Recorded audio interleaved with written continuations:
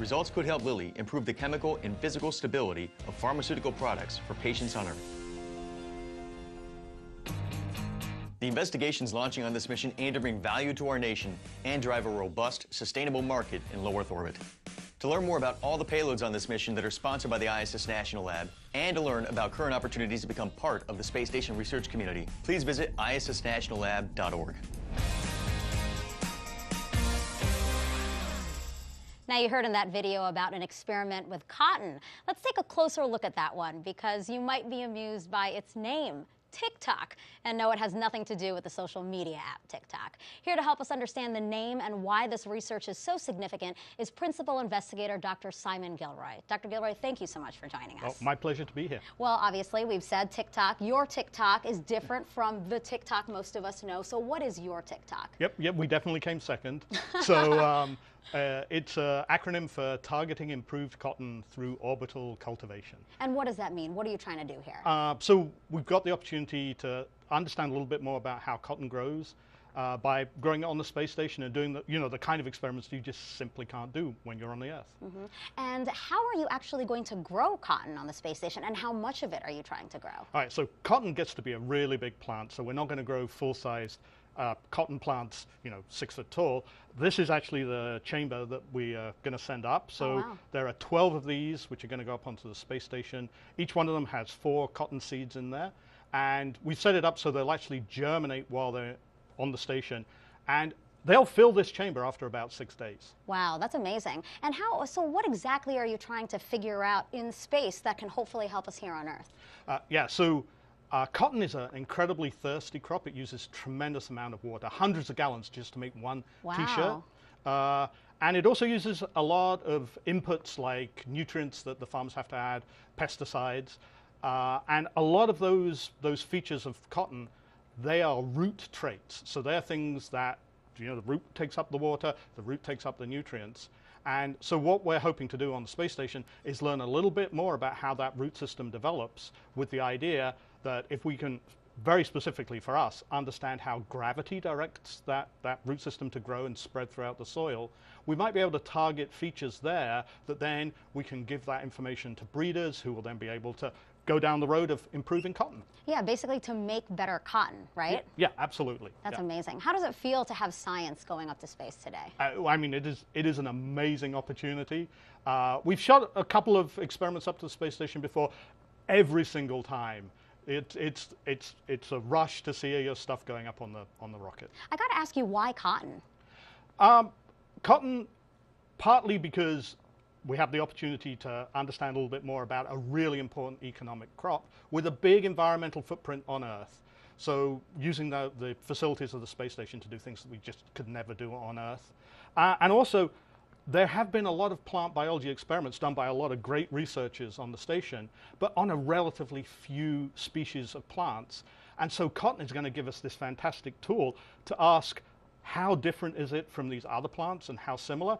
What do all plants do when they're in space, and what does very specifically particular to each kind of plant? Doctor, I'm so excited to see what you find out. Thank you so much for joining us today. Great, thank you. Thank you. And one more notable payload I wanted to tell you about is the first satellite developed by the island nation of Mauritius. That's east of Madagascar, if you didn't know that. Its CubeSat, which is a small satellite about this big, will photograph the region and conduct experimental communication with other islands. So really cool there. Again, just really fascinating payloads on today's mission.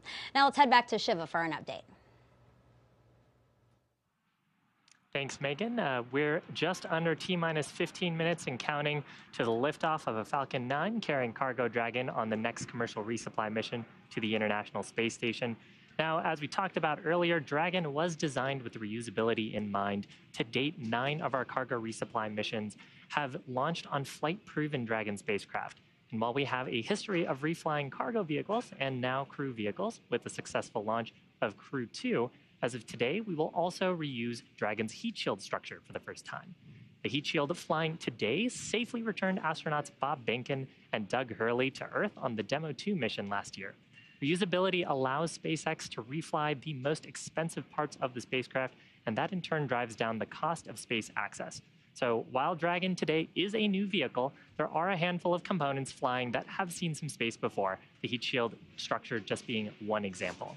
Now, speaking of new technologies, the astronauts on board the International Space Station are eagerly awaiting this next delivery of science to keep them busy on the world's only orbiting laboratory. We had a chance to catch up with a couple of them to hear about the work they've been doing since they arrived safely on the Crew 2 mission back in April. Hi everyone, welcome to the International Space Station. I'm Aki Hoshide, and we're here during Expedition 65, and I'm Megan MacArthur, one of the flight engineers for the mission, and you probably know we have a cargo mission coming up real soon, SpaceX 22, and I'm excited to see what that's going to be like. I think it's going to affect our pace and everything that we've got going on. Aki, you've seen this before. You captured actually the first cargo resupply mission from Dragon about 9 years ago, so tell me, what was that like? Yeah, 9 years ago. That's a long time ago. Well, that was my first time to actually capture a cargo vehicle with a robotic arm, and so it was a horrifying 2 minutes, holding my breath and trying to capture it without making any mistakes. This cargo Dragon will be actually a little bit different, so what's different about this one? This time it's just going to dock, so without the help of the robotic arm, it's going to automatically dock to the International Space Station. And of course, it will be similar to our crewed vehicle that we came up in, so everything should look pretty much the same. Just there won't be people, there'll be cargo and a lot of science experiments. Some of the science samples will arrive in powered payload lockers, so they can be frozen temperatures. But some of the samples will arrive in this cooler type of bag, which is called a double cold bag. It's a super insulated bag, and we put ice bricks in there along with the samples to keep them at the right temperature. So I'll show you what that looks like. Oh, looks like we have a stowaway. These are the ice bricks, and they can maintain a temperature between -32 and +37 Celsius. They're just room temperature right now, or I wouldn't be holding them with bare hands. But you can see we would fill that up with the ice bricks as well as the samples.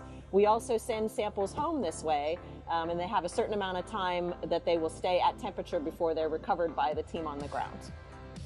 You know, I'm excited about the tardigrades. I told you about the water bears. Super excited about that. They're little microscopic creatures that can survive in extreme environments. And the cell science 4 experiment is looking at what can we see by looking at their genes? How do they survive and adapt to extreme environments? And then the hope is that that information can be used to look at stress factors in humans when we're living in space.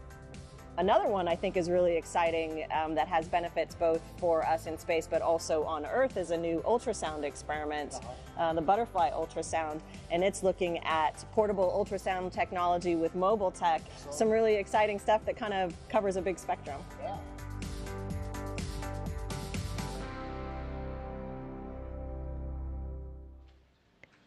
And that was NASA astronaut Megan MacArthur and JAXA astronaut Aki Hoshide aboard the International Space Station. And welcome into the International Space Station Flight Control Room at the Johnson Space Center here in Houston, Texas. The team of flight controllers in Mission Control Houston today is being led by Flight Director Rebecca Wingfield. The teams here in Mission Control will really jump into action tomorrow night into Saturday morning as Cargo Dragon approaches the International Space Station and enters the approach ellipsoid, which we like to think of as an imaginary sphere around the space station that helps us monitor the approach and departure of visiting vehicles. There are currently 7 crew members living and working aboard the International Space Station. Expedition 65 consists of NASA astronauts Shane Kimbrough, Megan MacArthur, and Mark Vandehei, Roscosmos cosmonauts Pyotr Dubrov and Oleg Novitsky, Aki Hoshide of JAXA, and Thomas Pesquet of the European Space Agency. One major component flying in Dragon's trunk today is the first pair of Boeing-made iROSA solar arrays, which will be installed to the 2B and 4B channels of the P6 truss by Thomas Pesquet and Shane Kimbrough over 2 spacewalks planned for June 16th and June 20th. This will be the first of 3 deliveries of these iROSA solar arrays. There will be 6 in all to upgrade and augment the power for the 6 of 8 power channels on the station. As Crew Dragon approaches the International Space Station in the morning hours on June 5th, NASA astronauts Shane Kimbrough and Megan MacArthur will be monitoring the arrival from the station's cupola. And once Dragon arrives to the station, it will dock to the Zenith port on the space-facing side of the station's Harmony module and will join 4 other spacecrafts. Crew Dragon, Cygnus 15, the Soyuz MS-18, and Progress 77. Cargo Dragon will remain attached to the International Space Station for about 1 month before being packed up with critical science and supplies and will splash down in the Atlantic Ocean for that science to be analyzed back here on Earth. Again, everything is still a go from here in Mission Control Houston, and we're looking forward to welcoming another vehicle to the International Space Station. So for now, we'll head back out to Kennedy. Megan. It is now T-minus 8 minutes and counting until liftoff of the Falcon 9 rocket and Cargo Dragon on the next resupply mission to the International Space Station. Now, you heard Courtney just mention the new solar arrays again. So let's take some time to go more in depth about those because they're really important to the station and what happens there. Take a look at your screen now. This is the first pair of the new Boeing-made ISS rollout solar arrays known as IROSA. They are made up of compact panels you see there that roll open like a huge yoga mat, 63 by 20 feet each. Here they are inside the space station processing facility at the Kennedy Space Center before being packed inside Dragon. The space station currently has 8 pairs of solar arrays. The oldest pair has been in use for more than 20 years. The 2 new solar arrays, plus 4 more to be delivered later, will produce a total of more than 120 kilowatts of electricity. That is enough to power more than 40 U.S. homes. Once combined with the 8 original arrays, the new ones will boost power to the station up to 30%, maximizing use for the orbiting lab for many years to come. And these 2 new solar arrays, like Courtney said, are going to be installed this summer. Now let's head back over to Shiva for an update. Shiva? Thanks, Megan. We're just over T-minus 7 minutes to go. The SpaceX team currently working no significant issues with the vehicles. At this point, Rocket Propellant 1 fuel is nearly fully loaded on the first stage, completely loaded on the second stage. Liquid oxygen loading is underway on both of the stages as well, and that'll complete at about T-minus 2 minutes to launch. We're also loading helium gas into both of the stages. Falcon 9 uses helium as a pressurant. That's to backfill the propellant tanks as we consume liquid oxygen in RP1 by the Merlin engines during ascent. The helium loading began before the webcast went live, and we'll continue to top it off until about 1.5 minutes before launch. Now, to make sure that the engine startup goes well, we also perform what's called engine chill. It started at about T-minus 7 minutes.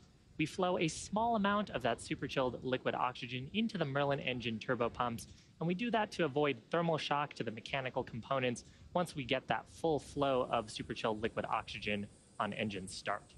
Dragon also began its startup sequence at T-minus 35 minutes when it coordinated timing with the Falcon 9. It's currently undergoing a set of vehicle health checks, with its next major milestone happening just before liftoff when it'll transition to internal battery power. Now, the range is standing by, ready to support today's mission. Launch weather is continuing to trend favorably. We had a 60% chance of go, and we're still continuing to monitor some of those clouds and precipitation in the area. So with that, the launch team, Falcon 9, Dragon, the range, all looking good. Weather also trending good. And at about T-minus 5 minutes to go, I'm now joined by Marie to help me walk through these final moments of the terminal count. Marie? Yeah, Shiva, as you said, weather trending in the better direction. It was a little bit hairy for a couple minutes there. Within the last, I want to say maybe 13 minutes or so, it was right around T-minus 19 or 18 minutes. We heard about some lightning strikes in the area, not coming within that 10-mile radius of the pad, but that was a watch item. It looks like they're not expecting lightning to be an issue to come that close. And that cell that I mentioned to the south of the pad looks like Dragon has there's going to be a little transitioned bit more to configure for terminal count. between that. A little bit more Dragon separation. has transitioned to terminal count and is on internal power. Okay, so we heard that call that Dragon is now on internal power. Again, as Shiva mentioned, the team has already conducted its pre-launch engine chill.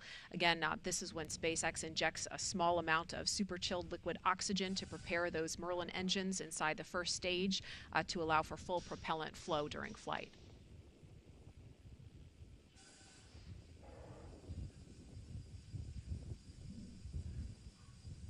And we can hear the hissing from some of that liquid oxygen venting off the side of the rocket as it meets that Strong on back retract in progress.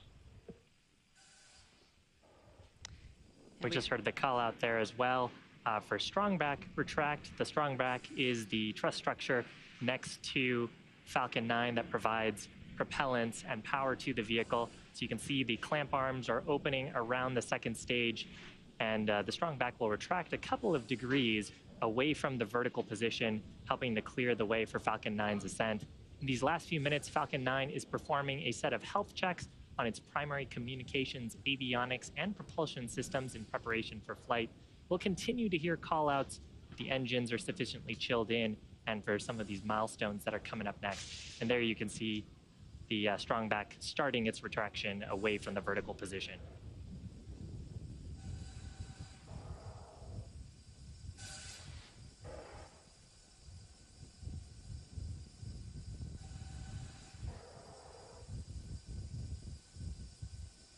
And so we saw that strong back or transport erector retract ever so slightly from the Falcon 9 rocket. It will retract fully. Pogo bleed verification. Just as we get to the moment of liftoff to allow for Falcon 9 to clear the pad. Also happening now are some checks of the second stage thrust vector control actuators. That is often referred to as an engine wiggle test, and this is when SpaceX moves the thrust Stage nozzles. 1 complete. And we just heard the call for the Stage 1 LOX load complete. Again, that engine wiggle test happening now to make sure that the guidance hardware is go for flight. SpaceX will do the exact same checkouts on the first stage engines, and that will happen just a few seconds before ignition. Yeah, and we just heard that call out for first stage LOX load complete.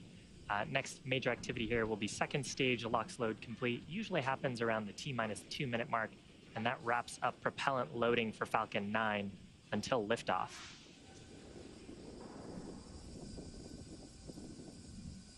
Dragon also continuing to perform final health checks Stage to make 2 sure LOX all load of complete. its systems are ready to go for Dragon is in ascent auto and idle. rendezvous with the International Space Station. Weather continuing to trend favorably as Dragon transitions into its ascent state.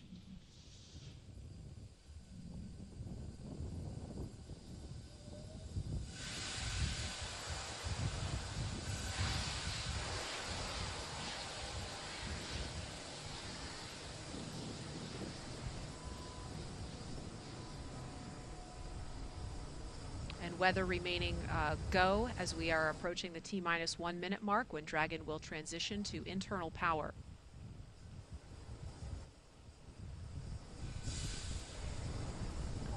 Falcon 9's in startup.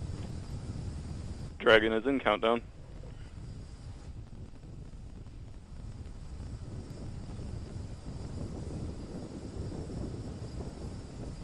LD, go for launch. The launch director. Launch director pulled Stage go 2, for press launch. flight. So with that, all systems are currently go for just over T-minus 30 seconds to liftoff. T-minus 30 seconds. And at T0, the rocket will be released from the hold down clamps at the pad. And as I mentioned earlier, that strong back right next to the rocket will retract the rest of the way, clearing the way for liftoff. Stage 1, press for flight. T-minus 15 seconds. Falcon 9 is configured for flight. 10, 9, 8, 7, 6, 5, 4, 3, 2, 1, 0. Ignition. Liftoff. And liftoff of the 22nd SpaceX cargo resupply mission, bringing new solar arrays to the International Space Station. Stage 1, propulsion is nominal.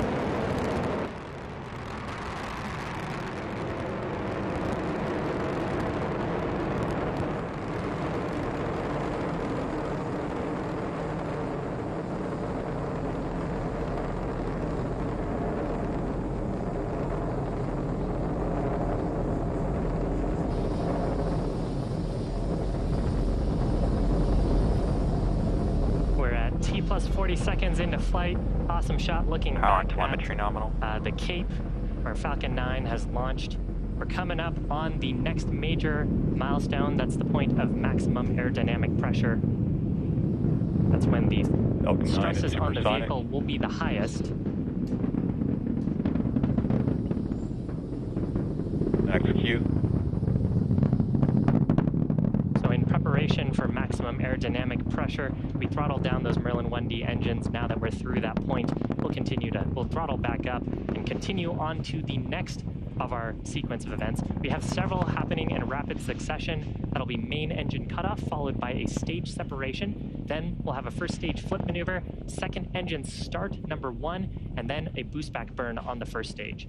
Now, main engine cutoff, or MECO, that's where all 9 of the Merlin 1D engines on the first stage will shut down. That's followed shortly after by stage separation, when both the first and second stages will separate.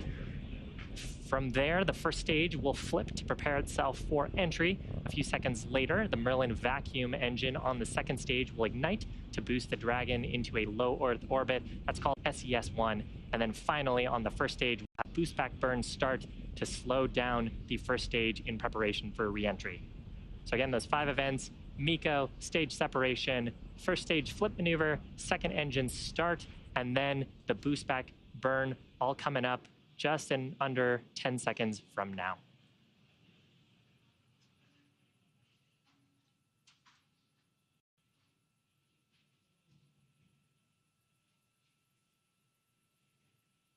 MECO. Stage separation confirmed.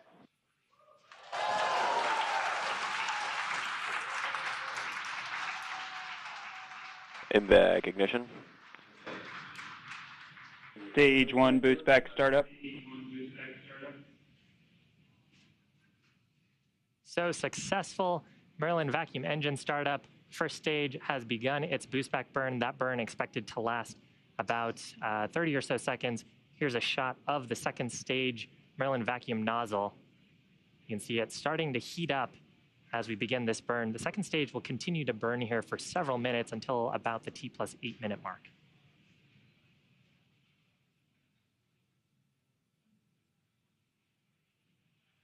Stage 1 boost back shutdown. If you're just joining us, welcome. You're watching a live webcast for the 22nd commercial resupply mission to the International Space Station for NASA. This is SpaceX's 17th launch of the year, and we are flying a cargo configuration of our New Dragon spacecraft. On the right-hand side of your screen is the second stage, which is carrying the Dragon spacecraft into orbit.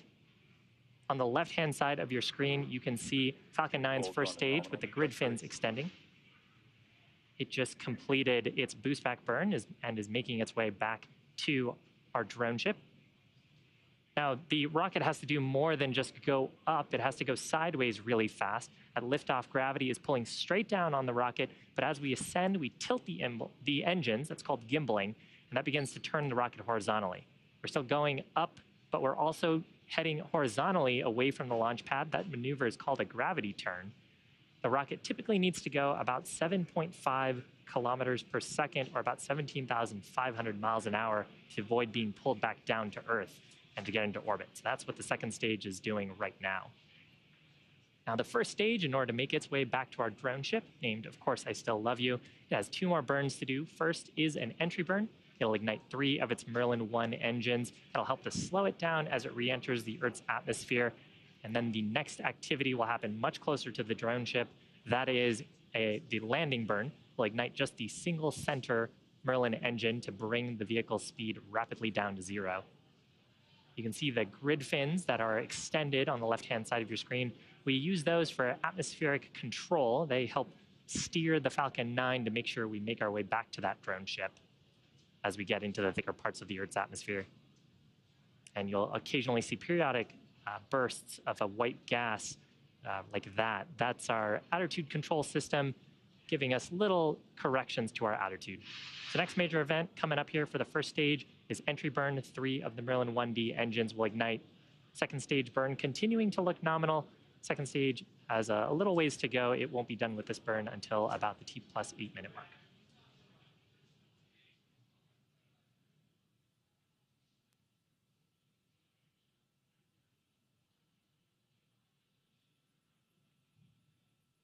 Stage 1 FTS is saved. Trajectory nominal. Stage 1 entry burn startup.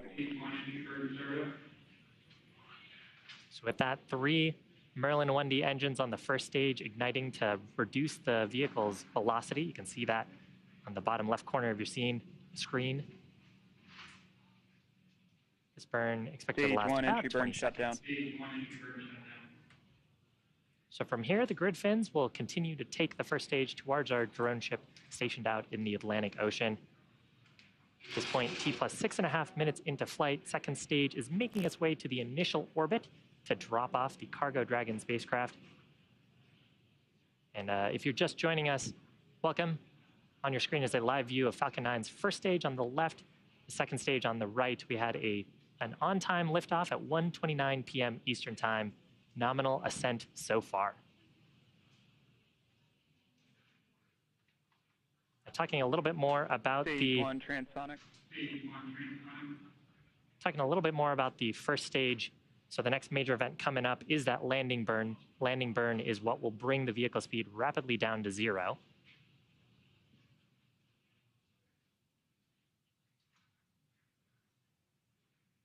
Amazing shots of the first stage during re-entry.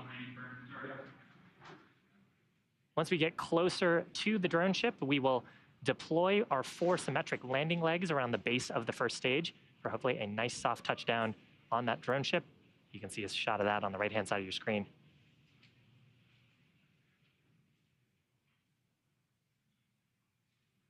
Stage 1 landing leg deploy.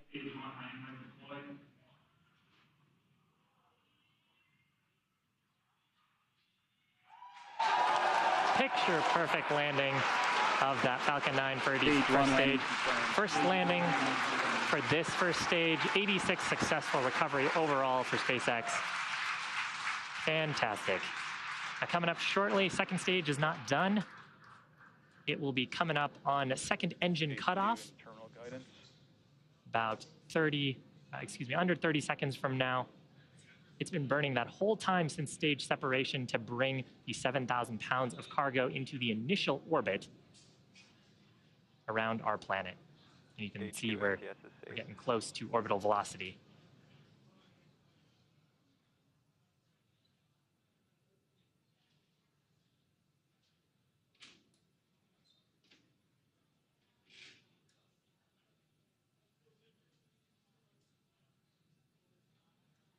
Expected losses. Seco. Shutdown of the second stage engine. From here, we'll be looking at telemetry, make sure we are in the intended orbit. Nominal orbit insertion. Fantastic. So with that, the second stage has just one major task left. It is commanding separation of the Dragon spacecraft just a few minutes from now. Until separation, the second stage will be making some small adjustments during this coast prior to Dragon separation. And we're hoping to have video, there's some video, into the unpressurized cargo section of Dragon. This video from the top of the second stage. We got a good look there at the new rollout solar arrays that Cargo Dragon is bringing to the International Space Station. So separation of the Dragon spacecraft expected at about T plus 12 minutes. We have a little bit of a coast here for ground operators in mission control behind me to ensure that the vehicle is in the right configuration, that there's no conditions that we may want to watch out for after separation. But Dragon and the Stage 2 right now in orbit. And coming up after that separation event, which hopefully we'll get a view like this of Dragon gently floating away, the Dragon spacecraft will begin to perform some of its own checkouts. Dragon is equipped with 12 service section Draco thrusters that are used primarily for attitude control and proximity next to the space station. It's also got 4 Draco thrusters on the top of the vehicle underneath its nose cone that we use for our thrust maneuvers to help us rendezvous with the International Space Station.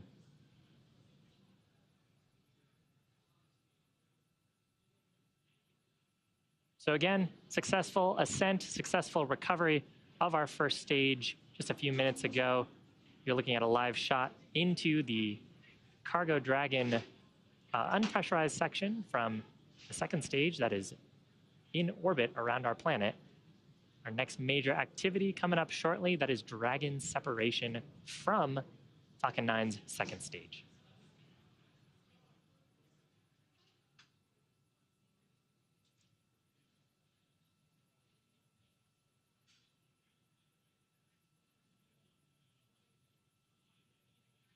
Something a little bit different about this Dragon spacecraft.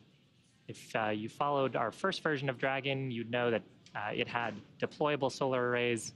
This version of Dragon has conformal solar arrays on the body of the spacecraft. So those are mounted along the exterior panel of the trunk that we're looking into right now. Those provide power for the spacecraft as it makes its way to the space station. Dragon separation confirmed.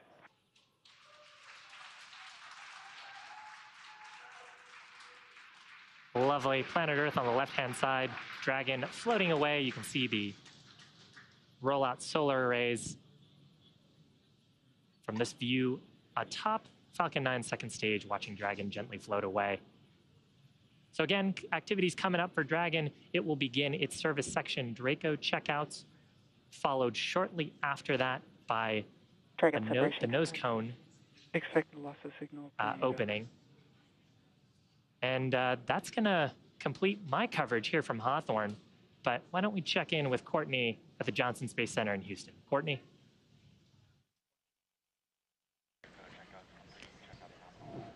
Thanks, Shiva. Again, just standing by for that nose clone deploy.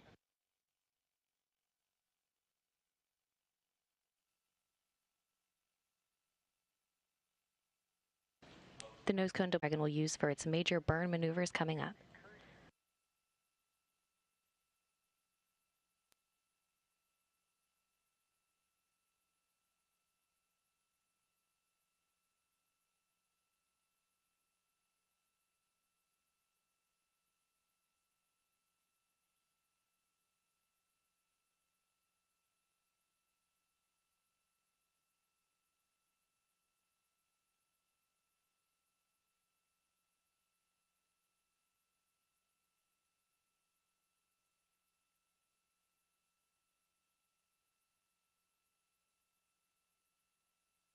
And nose cone hooks are driving now.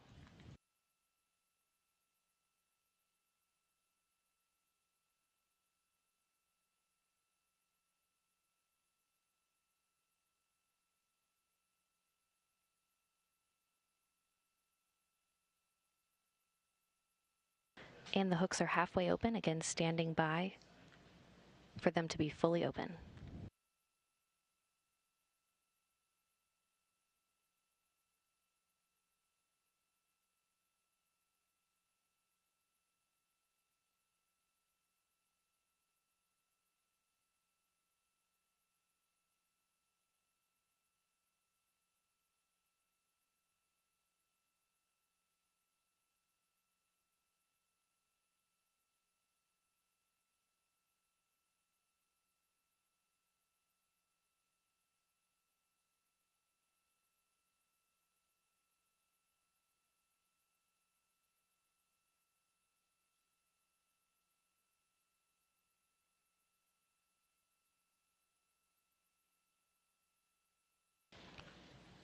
Again, standing by for nose cone deploy. That nose cone will stay open in the position until the very end of the mission.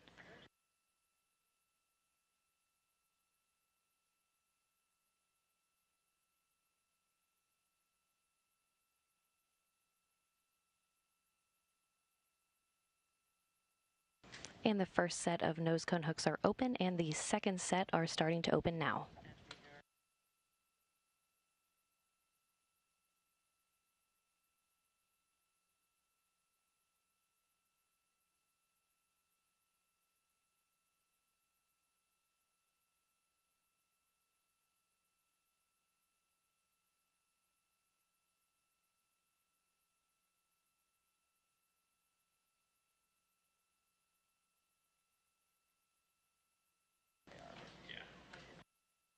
Again, once the nose cone is open, it will stay in that position until the very end of its mission, closing prior to re-entry to provide some additional protection to some hardware during re-entry.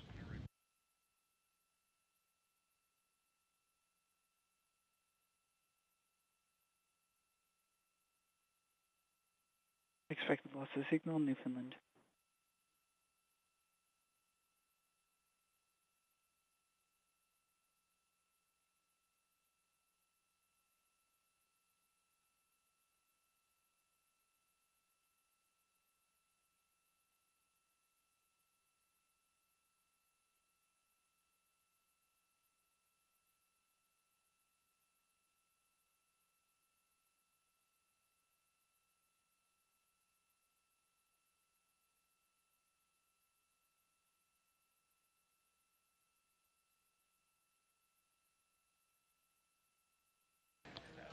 Again, standing by for confirmation of nose cone deploy, and this nose cone deploy will uncover those 4 bulkhead thrusters, and that's what Dragon will use for its major burns coming up throughout the next day to catch up with the space station before docking.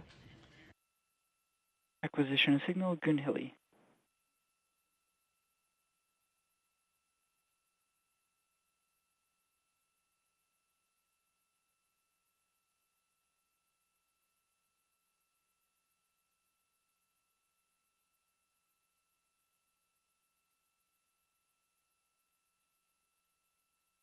And the nose cone is opening. And nose cone deploy confirmed.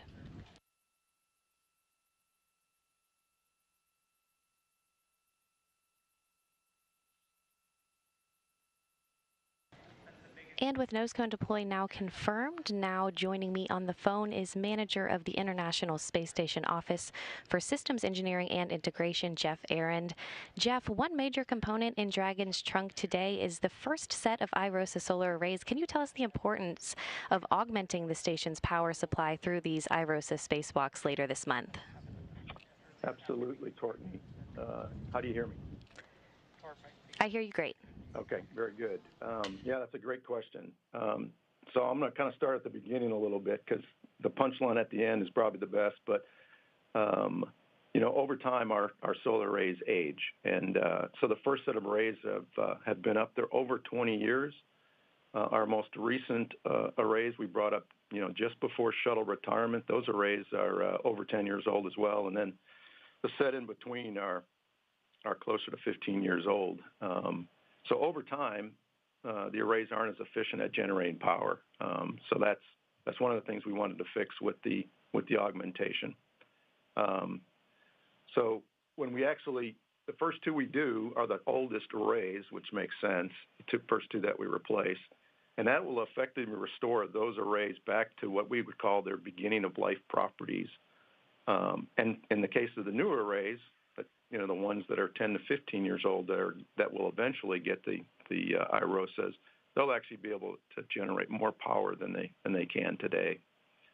So this provides basically 3 significant benefits. I kind of alluded to one of the 2, but let me kind of go through in order here in my logical mind. So for one, for our solar array constrained events, it makes it easier for us to manage the solar arrays. An example of that would be about what we're going to see tomorrow. So visiting vehicle dockings and undockings, the arrays can't always point at the sun. We have to protect them from plumes from the vehicles coming and going, as well as some of the loads that we see on the arrays. So we call those a visiting vehicle or solar array constrained event. It also helps us, this augmentation is going to help us to fully to extend the life of ISS and fully execute our full suite of research as we move forward. And probably most importantly, it allows us to power more science and research, especially in the form of future exploration systems and commercial users. The one that I'm thinking about in particular would be the Axiom module that we hope to see later on in a few years from now on the front of Node 2. And of course, these resupply missions deliver science, hardware, and other cargo, like you were just saying, to the station.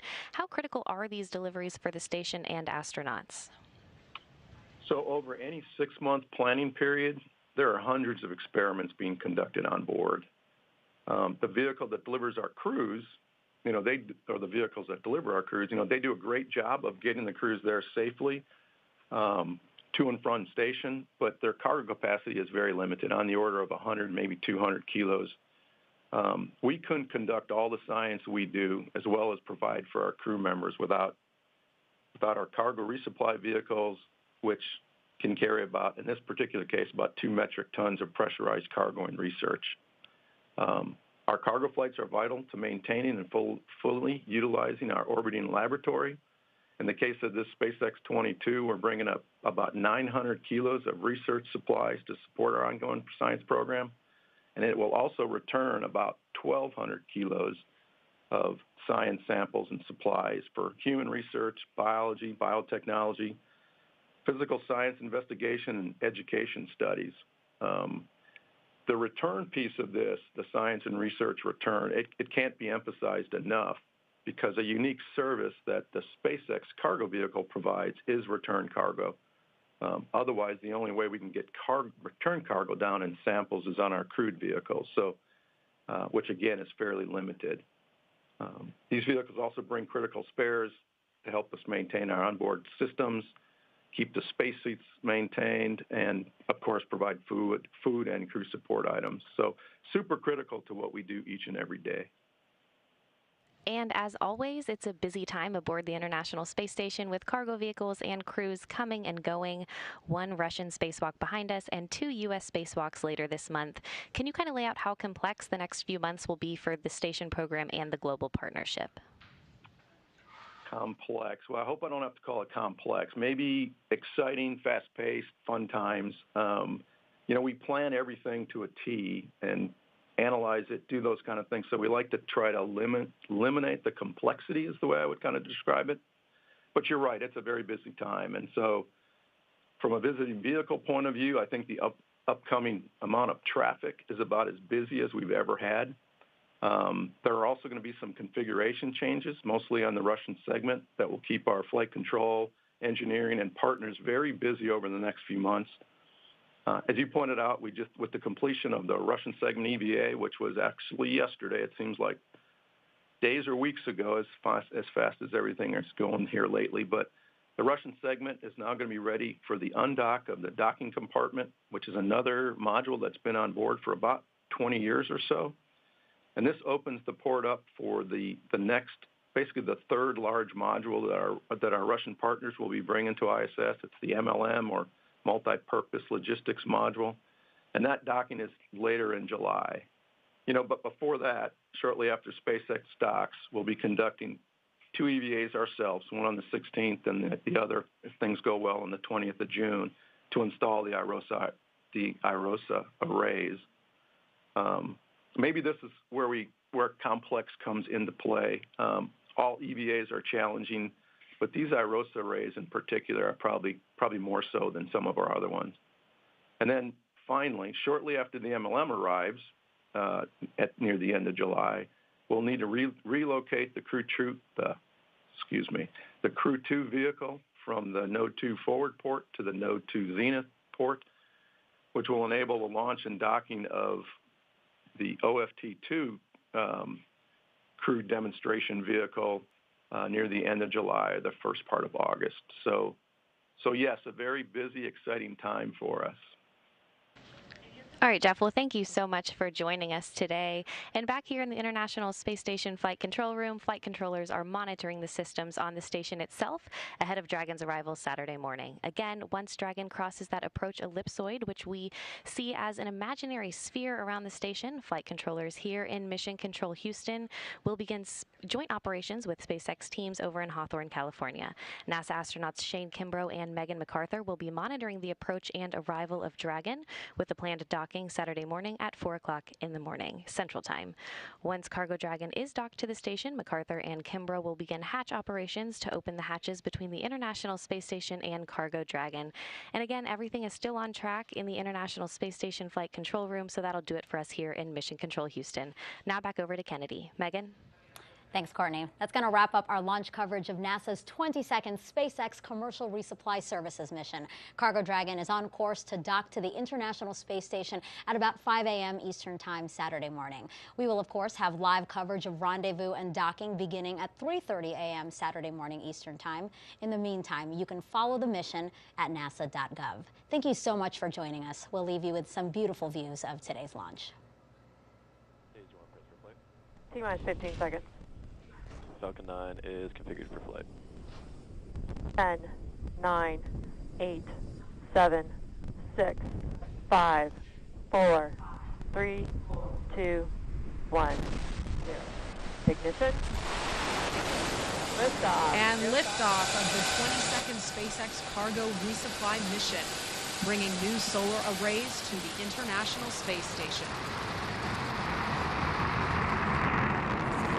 Stage 1 propulsion is nominal.